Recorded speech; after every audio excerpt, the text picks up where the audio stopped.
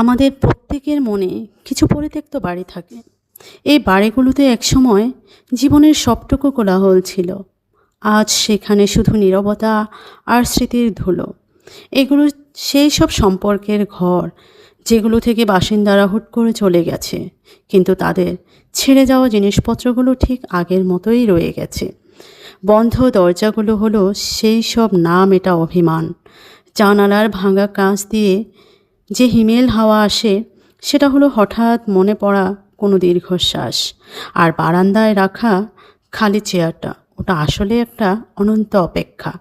আর আমরা সেই বাড়িগুলোর সামনে দিয়ে প্রতিদিন হেঁটে যাই, ভেতরে ঢুকতে ভয় পাই, কারণ জানি ভেতরের শূন্যতা আমাদের ক্রাস করবে। আবার পাশ কাটাতেও পারি না,